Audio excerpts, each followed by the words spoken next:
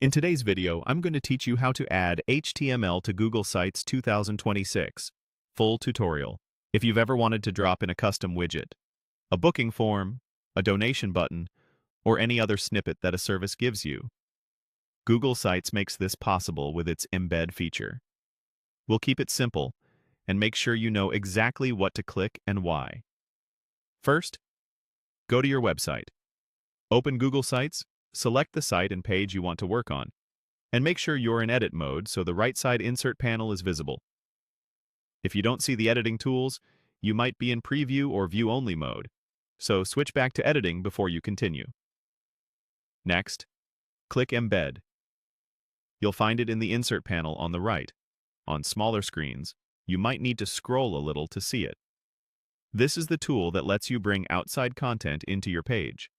Then click on Embed Code. In the dialog that opens, you'll notice two options, by URL and Embed Code. Choose Embed Code when you have a full snippet, like an iframe or a small block of HTML provided by a third-party service. The by URL option is for content that sites can auto-detect from a simple link, but for custom HTML, the Code tab is the right choice. Now paste the HTML code from the site you want to embed. Copy the snippet from your trusted source and paste it into the box. Most commonly, this will be an iframe. Make sure the code is secure and from a reputable provider. Avoid including sensitive information in the code, and if there are width or height attributes, you can adjust them later on the page as well. Click Next. Google Sites will generate a preview. If you see your content appear, great, your code is compatible. If the preview is blank or shows an error, the service might block embedding or require a different snippet. Sometimes switching to an iframe version of the code helps.